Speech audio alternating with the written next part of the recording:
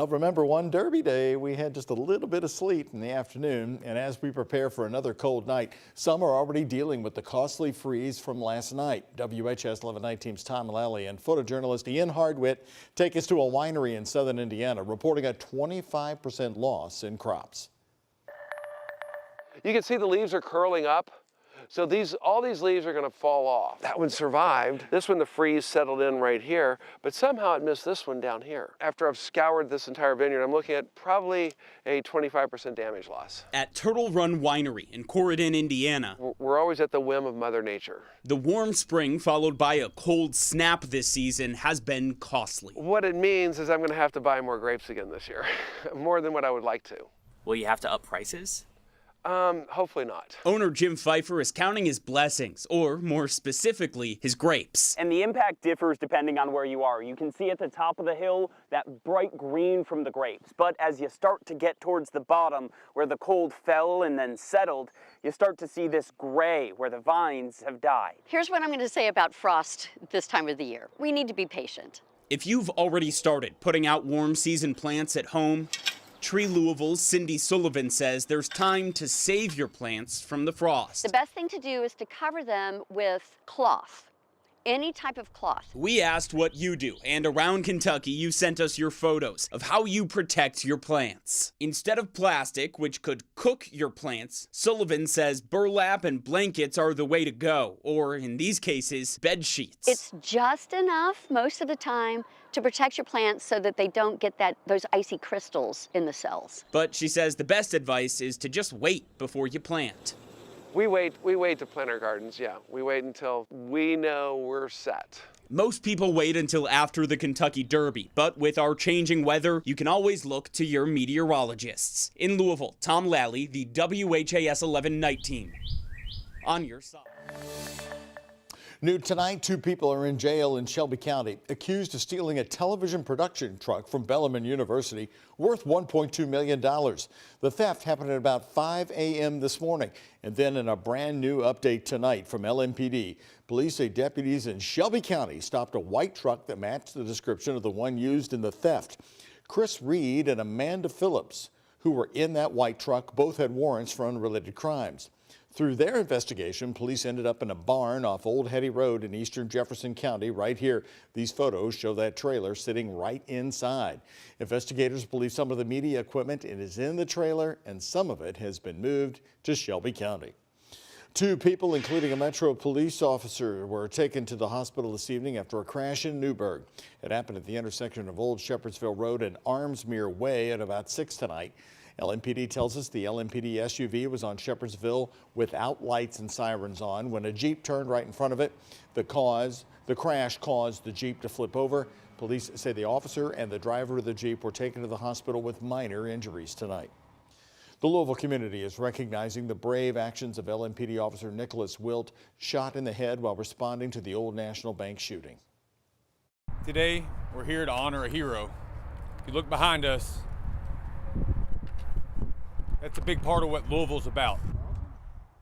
Today, the Metro Police Foundation unveiled this banner on Bluegrass Parkway in Jeffersontown. The 20-foot sign shows Officer Wilt in his LMPD uniform with the words, "Wilt's Louisville."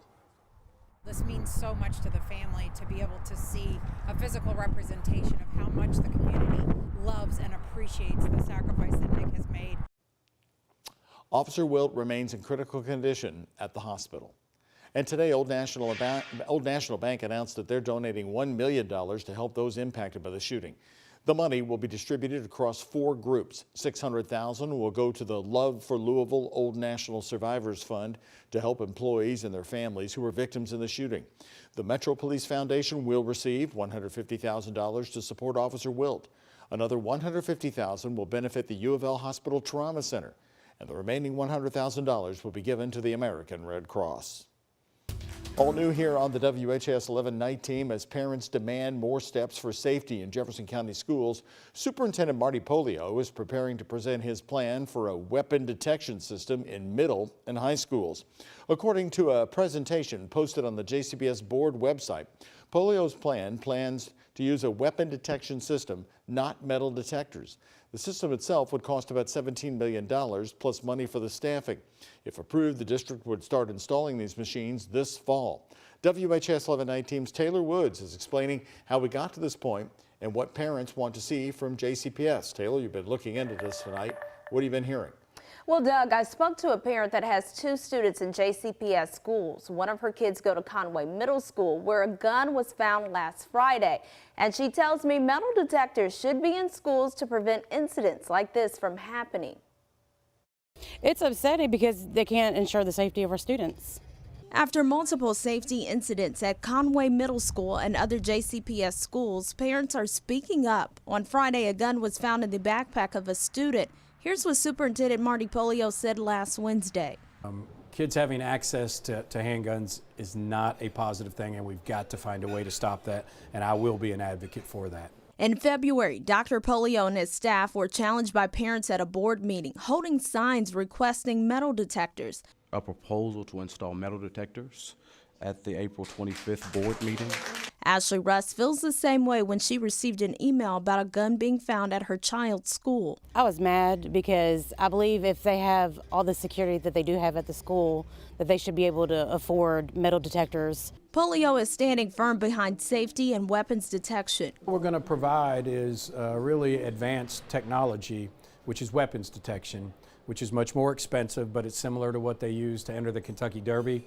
Russ says she never would have imagined middle school students bringing weapons to school. One of her kids is in virtual school because of the family's safety concerns. There's been lots of fights that's been recorded, a lot of fights posted on YouTube or on Facebook groups. There's been guns found there before. Polio says after looking at schools with weapon detections in Charlotte, Jacksonville, and Lexington, he feels they are strongly needed in Louisville. There is no doubt the challenge will not just be, the cost will not be the challenge. We can do that. The challenge will be the staffing.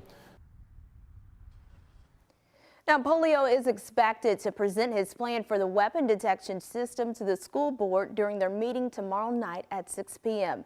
In studio, Taylor Woods, WHAS 11 Night Team on your side. Taylor, thank you very much. A newly released 400-page report says Louisville's jail is risking lives, lawsuits, and possible federal intervention now if it doesn't make major changes.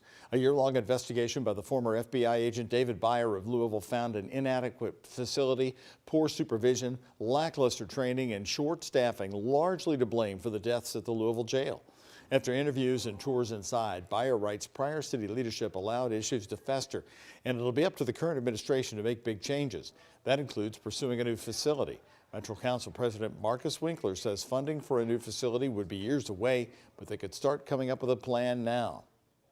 I think when you look at that facility, it's probably past its functional life, and that we should begin work to look at what should a new and modern facility look like. And that includes things like mental health and substance abuse services. In his report, Byer makes it clear current jail director Jerry Collins is making good reforms.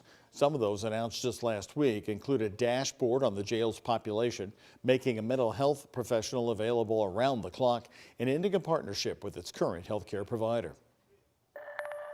No justice, no peace. A familiar chant now today on the streets of Carrollton, Kentucky, about an hour northeast of Louisville, where former LMPD officer Miles Cosgrove is now working for the Carroll County Sheriff's Office. Cosgrove fired the shot that killed Breonna Taylor during the 2020 raid of her apartment. About a dozen protesters today saying they don't want him policing their hometown.